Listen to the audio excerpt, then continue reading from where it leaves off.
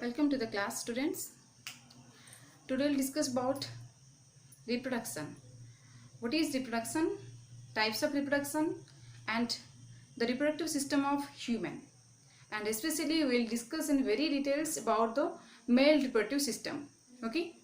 So what is reproduction? Reproduction is a biological process by which the living organisms they can bring their newborns so that a particular species can be continued. So the reproduction is a physiological process, we can also tell, or biological process to bring the next generation. And reproduction is of two different types: asexual reproduction and sexual reproduction. Asexual reproduction is seen in case of lower primitive organisms and mostly unicellular organisms, and sexual reproduction is seen in the complex multicellular organisms. And asexual reproduction, in asexual reproduction there is involvement of a single parent for the for bringing the next generation. And in sexual reproduction, two different types of parents, like males and females, they are involved, and there occurs gametogenesis, means production of gametes. The male sex cells or sperms and the female sex cells or ova, these are produced.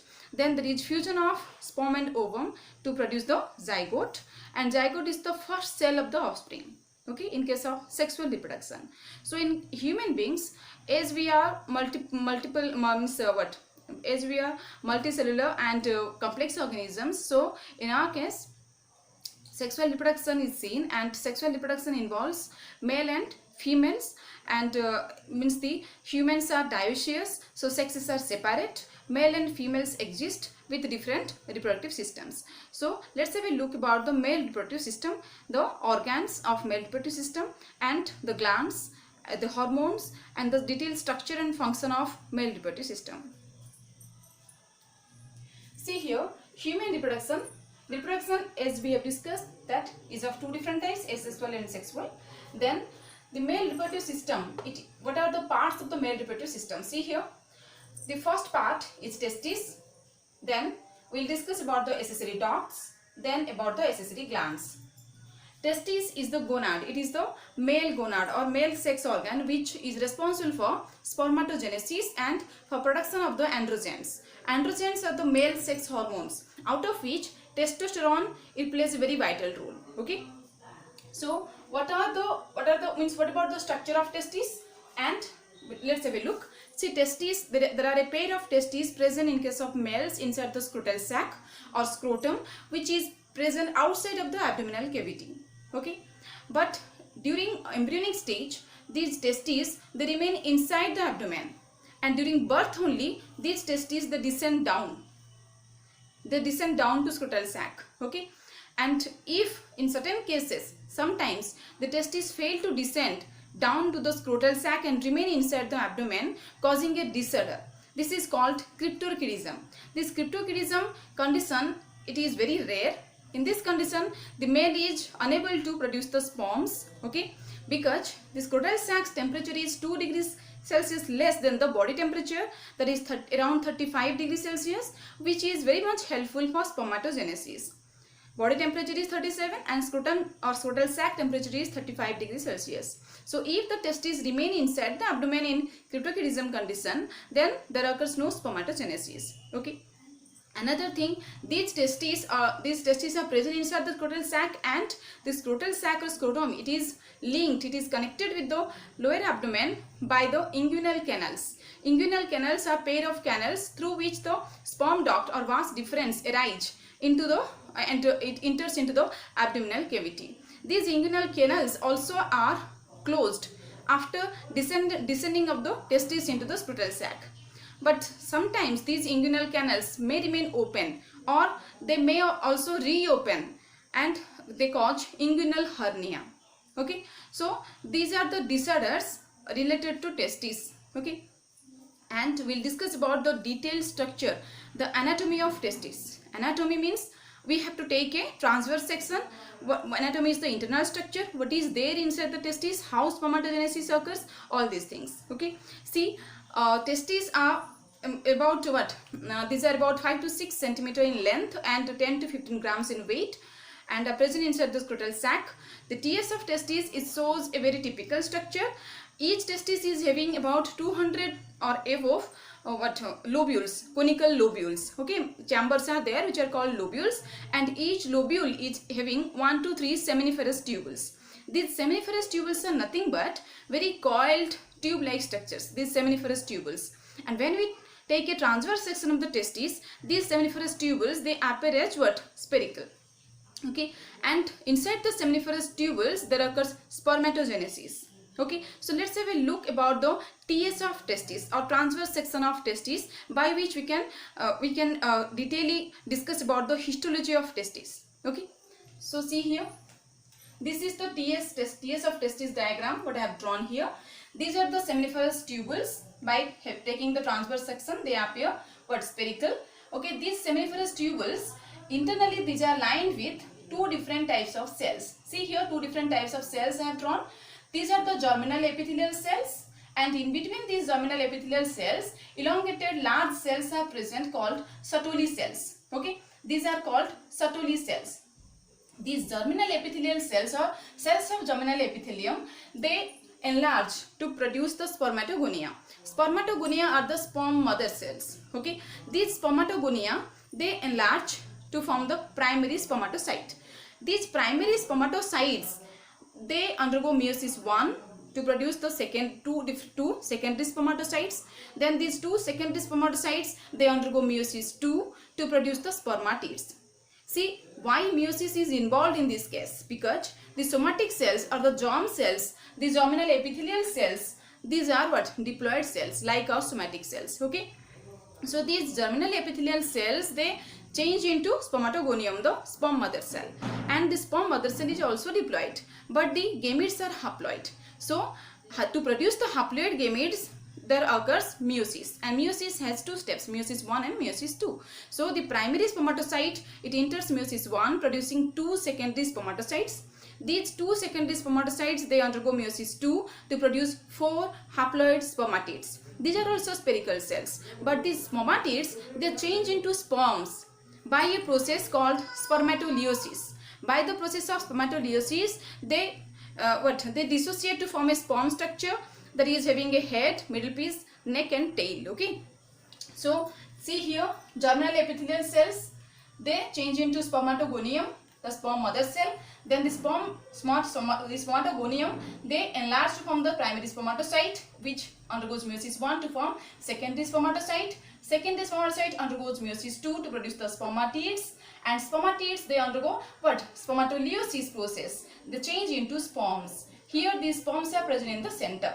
See, again I am discussing, this is germinal epithelium, this is the what? Spermatogonium, then this line, it indicates primary spermatocytes, then secondary spermatocytes, then spermatids, and these are the sperms. Okay, so this whole process of formation of sperms inside the seminiferous tubules, it is called spermatogenesis. Okay, and spermatogenesis is influenced by the male sex hormone, that is testosterone. Okay, so these Sertoli cells, what is the role of these Sertoli cells, elongated cells which are present?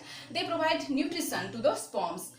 During the formation and during the maturation of the sperms, they provide nutrition to the sperm, the Sertoli cells. And in between the seminiferous tubules, these are the seminiferous tubules. In between the seminiferous tubules, this space which is present, this space is called interstitial space, which is having interstitial cells or Leydig cells. The interstitial cells or Leydig cells are responsible for the production of the male sex hormone, that is testosterone.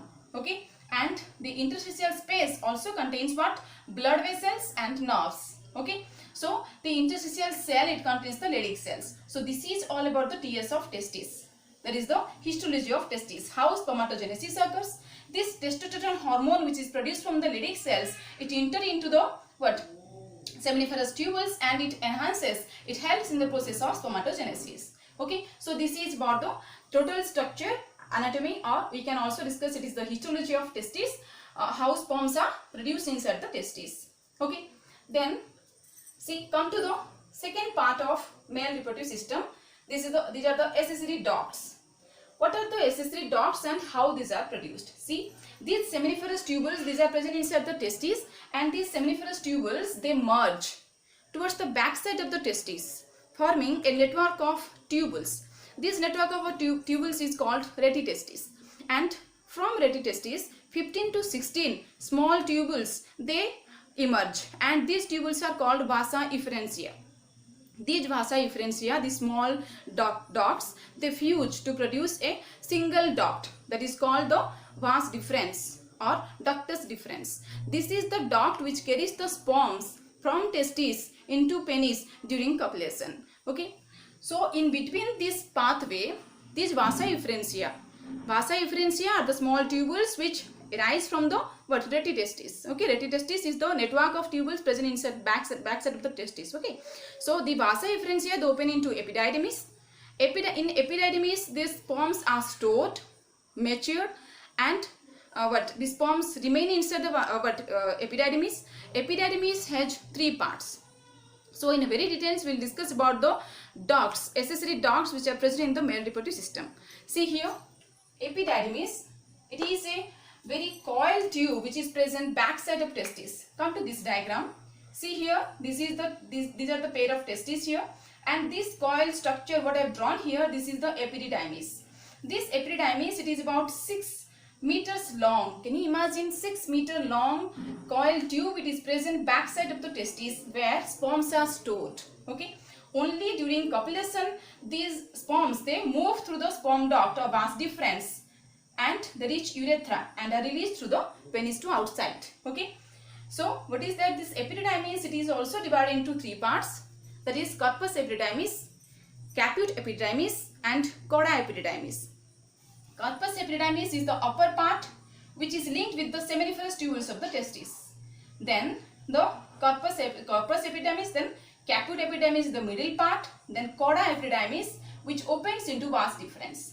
The chora epididymis is the last part of the epididymis which opens into vas deferens. Okay, and vas deferens, this is the sperm duct or ductus deferens which carries the sperms from the testes. Okay, so this is the urinary bladder here in the diagram what I have drawn. This is the urinary bladder. These are the ureters which collect what? Urine. Urine is stored here, and this urinary bladder it also opens to urethra. The sperm ducts or the vas deferens they also open into urethra. Okay, so at a time then the urination and insemination, both of the process cannot be done. Okay, so see here the ductus deferens or vas deferens they merge here to the urethra. Okay, and ejaculatory ducts, vas deferens we have discussed. A pair of vas deferens or ductus deferens they are present which are carrying the sperms from the testis into the urethra of the penis. And third one is the ejaculatory duct. What is ejaculatory duct? See here, when we will discuss about the accessory glands, there are 3 accessory glands in case of male reproductive system. Out of that, one pair of glands are seminal vesicles. These are convoluted pouch shaped glands, and this sperm duct or the vas deferens it merges with the ducts of seminal vesicle to form ejaculatory duct. When the vas deferens it merges with the duct of seminal vesicle, it forms ejaculatory duct. There are also a pair of ejaculatory ducts which merge into the this is the prostate gland which is present in the center. They merge through the prostate gland and open into urethra. Okay, so this is about the ejaculatory ducts. Then accessory glands. What are the accessory glands? See, 3 types of accessory glands are there. I am describing about the structure first. See, this is the urinary bladder. These are the ureters, and see this is the seminal vesicle. This single large gland which is present in the center, it is called prostate gland. Through prostate only the urethra runs, and when passing through the prostate only these ejaculatory ducts they merge to form the urethra. Okay, and the seminal vesicles they secrete. What is about the secretions of the seminal vesicle? Seminal vesicle it releases viscous yellow alkaline fluid which contains nutrients like fructose, vitamins, prostaglandins and mucus. They help in the motility of the sperm. These secretions they help in the motility of the sperm. They also provide nutrition, so they also help in the sperm's survivability. Okay, then about prostate gland. Prostate gland it is the single gland. It is present in the center, means through which urethra runs. This prostate gland also releases alkaline fluid, a thin milky white alkaline fluid it secretes, and this alkaline fluid of prostate gland it helps to neutralize the semen and it neutralizes the urethra and also helps in the makes the semen alkaline, so that now what vagina is also neutralized during copulation, so that sperm motility and sperm survivability increases. And then after the third gland, bulbourethral gland or Cowper's gland, they also release one type of alkaline fluid which also make the semen alkaline. So all these three glands secretions along with the sperms, they make a fluidy mass. This fluidy mass which is released through the urethra into the vagina during copulation, and they make the semen. Semen is the sperm containing fluid. Okay. So this is all about the structure of testes we have discussed. There are pair of testes present in each side inside the scrotal sac or scrotum. This is the vas deferens which runs upside, penetrating through the inguinal canal. Inguinal canals are the connecting canals between the abdomen and the scrotal sac, and these are the vas deferens which open into urethra, collecting the secretions of all these three glands. They make the semen, and this is the fourth one, penis. Penis is the copulatory organ. Penis is the copulatory organ. It is a cylindrical organ which can be erected during copulation or mating. This penis is made up of a particular two types of tissues called what? These are corpus. This penis, it is made up of erectile tissue. These erectile tissues, they help for erection of the penis during copulation. Okay, and the tip of the penis, it is swollen, forming and this tip is called glans penis, and this is the covering of the glans penis called foreskin or prepuce. And here see what is there, the testis, the chorda epididymis, backside of the testis which is present, which is linked to the wall of scrotal sac by a connective tissue mass. This connective tissue mass is called gubernaculum. Okay, this is all about the structure of male reproductive system. How spermatogenesis occurs. Sperms are stored in the epididymis and are they are collected by the vas deferens during copulation, released through urethra, through penis to outside into the vagina. Okay, so this is all about the detailed structure and detailed functions of male reproductive system. Thank you for watching. Share my channel and subscribe my channel for the upcoming videos. Thank you.